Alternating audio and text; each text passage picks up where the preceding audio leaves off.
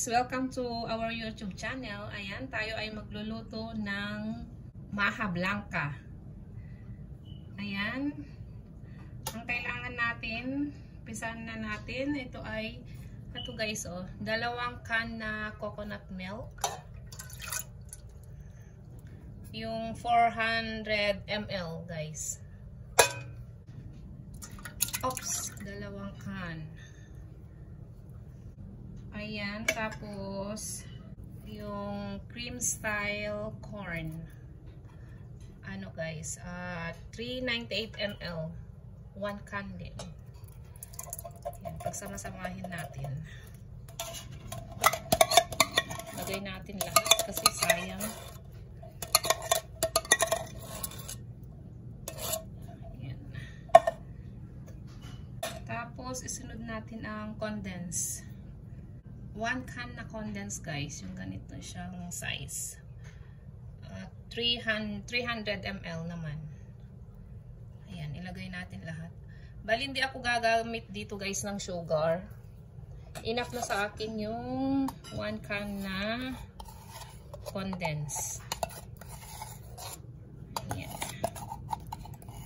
Ilagay natin kasi sayang.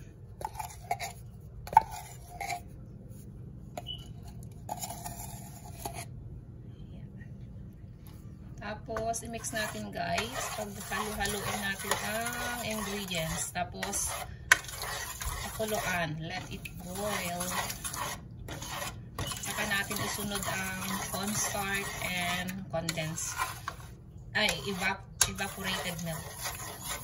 Kailangan pakuluan muna natin. Ayan. Takpan natin. Then, pakuluan natin guys. Ayan, kumulo na guys. Pinakuluan ko siya guys ng 5 minutes. Ayan. Pwede naman kayo gumamit ng ano guys, ng whole corn. Ang ginamit ko is yung ano kasi cream style corn kasi nga ayaw ng mga kids ko yung ano buo, yung piblets na corn talaga. Gusto nila yung ano, cream style. Ayan. Pwede na natin ilagay ang cornstarch. Ito guys, ano, 1 can na evaporated milk. Tapos 1 cup na cornstarch. Yun yung pinang-dissolve ko sa cornstarch. Yung evaporated milk. 1 can guys. 354 ml. Ayan, nilagay na natin. Dahan-dahan lang natin ilagay. Tapos, halo-haloin natin guys para maiwasan yung mag-stick at masunog yung ilalim. Tapos yung apoy bahagya lang din. Huwag masyadong malakas.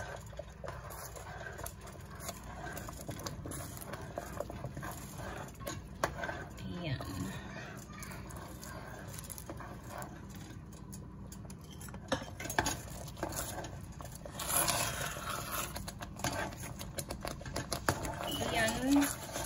Halo-haloin natin hanggat maluto. Kailangan alaga to guys ng halo para maiwasan masunog ang ilalim. Ayan.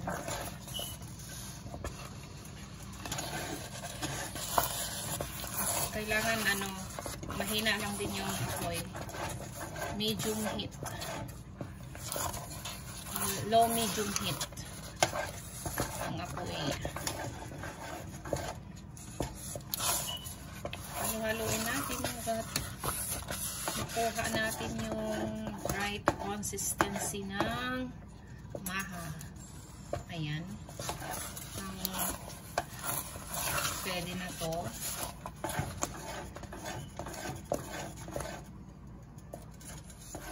Ayan. Ready na to guys. See? Isalin natin sa isang lalagyanan. Tapos palamigin natin guys. Ito na yung finished product natin guys. Maha. Nasa inyo na guys kung anong gusto nyo na cheese ang ilalagay. Ayan. Mas gusto ko pag nilalagyan yung pinaka top, may topping siya. Kasi mas ano ba, mas masarap. Dagdag din ng mas masarap. Ayan. Ayan. Bahala na ako. Kung gusto nyong marami or ano, okay lang naman. Pero okay na rin kahit wala. Pero mas masarap sa akin pag mayroon siyang pinaka-toppings na cheese.